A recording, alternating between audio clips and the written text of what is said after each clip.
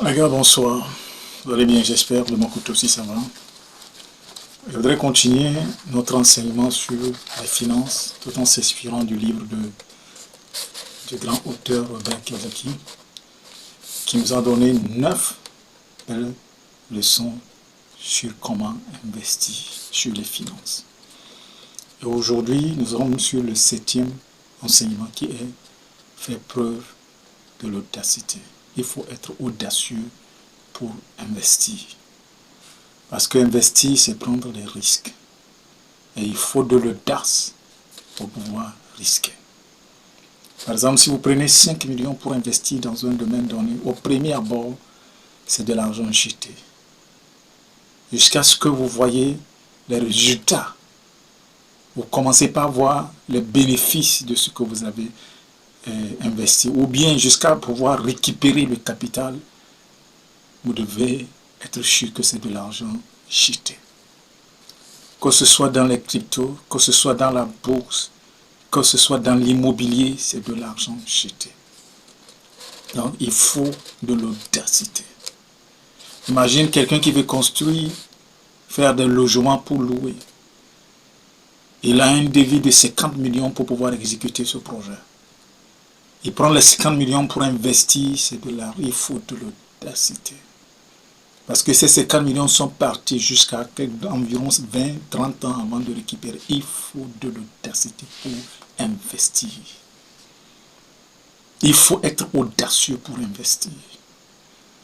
Pour acheter par exemple une crypto, prenez par exemple $100, $1000 pour investir sur une crypto. Ok, c'est une entreprise dans laquelle vous devenez actionnaire. D'accord. Il se pourrait que cette crypto-là, ou bien cette monnaie, ou bien cette entreprise ne donne pas de chute. C'est de l'audacité. C'est de l'audacité. Aller acheter des terrains, dire qu'on veut faire de l'agro-pastoral, c'est de l'audacité. Vous pouvez acheter les animaux, des fois même avec une seule pandémie, tous ces animaux meurent, c'est de l'audacité. Il faut être audacieux. Être audacieux, c'est être fort en esprit. Il faut avoir un esprit calé. Il faut être quelqu'un qui ait de la décision, qui fasse preuve de décision. Des décisions invariables. De décisions inamovibles. Vous êtes calé dans votre esprit. C'est ce que vous voulez faire. Vous vous aventurez dedans et vous oubliez les risques, vous oubliez les pertes et vous êtes focalisé sur le projet. Il faut de l'audacité.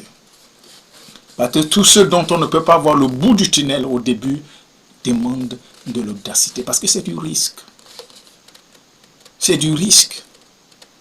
Imagine par exemple, vous prenez votre argent, vous allez à Dubaï, vous achetez les marchandises. Ok, vous finissez de payer. Maintenant, le fournisseur dit, ok, moi je vais charger le conteneur, je vais mettre ce que vous avez acheté dans le conteneur. Vous revenez, vous attendez que le conteneur arrive. Après 2 mois, après 3 mois, le conteneur n'arrive pas. Vous retournez à Dubaï, ou bien vous retournez en Chine, là où vous avez donné votre argent, vous ne retrouvez même pas les traces de ceux qui vous ont vendu la marchandise. Cela est arrivé plusieurs fois à certains de nos frères. Cela les a mis en genoux. Ceux qui étaient stables dans les finances sont devenus pauvres aujourd'hui. Les gens ont acheté, les gens ont fait convoyer des conteneurs, et puis les conteneurs sont noyés, sont détournés, sont piratés. C'est du risque dans les entreprises. Il faut être audacieux. Il faut avoir du cœur pour investir. Mais ça vaut la peine. Parce que si vous n'investissez pas, vous n'avez pas d'avenir. Quelqu'un qui ne veut pas investir n'a pas d'avenir. Il faut fermer les yeux. C'est pourquoi nous avons une leitmotiv qui dit toujours n'investis pas ce dont tu n'es pas en mesure de perdre. Parce que c'est du risque. C'est de l'audacité. Et c'est pourquoi hier, je disais dans la précédente vidéo qu'il faut toujours commencer petit. Peu importe le secteur, peu importe l'audacité, quand il y a audacité, quand on parle de l'audacité, il faut de la sagesse, il faut de la prudence. Une audacité sans prudence, c'est aller à la dérive. C'est aller à une perte certaine. Maintenant, pendant ce temps, en cultivant la prudence, vous essayez d'éliminer, de réduire les risques. La prudence vient lorsque vous voulez réduire les risques. Après la prudence, il faut de l'information. Les trois doivent marcher de pair. Vous devez acquérir une connaissance. C'est quoi? Hier, nous avons parlé de développer son intelligence financière. Vous devez développer certaines connaissances, certaines informations exactes sur le domaine dans lequel vous voulez investir. On doit, cela, il faut de la prudence pour s'assurer que vous êtes sur la bonne voie. Vous faites ce qu'il faut faire. Il faut savoir à qui vous donnez l'argent. Il faut éliminer beaucoup d'intermédiaires. Dans tout ce que vous voulez faire, qui a tout coup d'intermédiaires, vous allez voir que le risque de perdre est beaucoup plus élevé. Donc vous allez vous traiter directement avec la personne, vous prenez d'abord les informations, vous avez tous les contours, vous développez la prudence et vous allez vers la personne elle-même, vers le fournisseur elle-même et vous assurez que, ok, vous allez par exemple, vous essayez de voir quelles sont les garanties autour.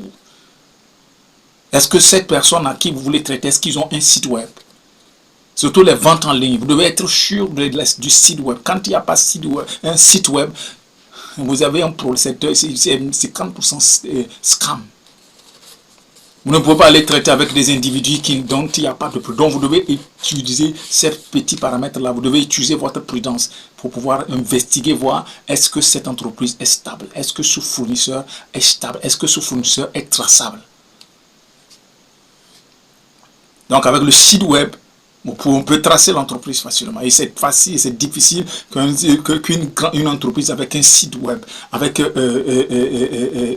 toutes les numéros disponibles, d'accréditation disponibles, qu'il y a beaucoup de risques. Que ces gens soient un scammer ou bien des escrocs, non. Mais si vous ne développez pas votre prudence dans cette audacité, vous allez mettre l'argent là où il ne faut pas mettre. Donc la prudence est vraiment importante. La prudence est vraiment importante quand on veut investir. Quand on veut investir, il faut être prudent.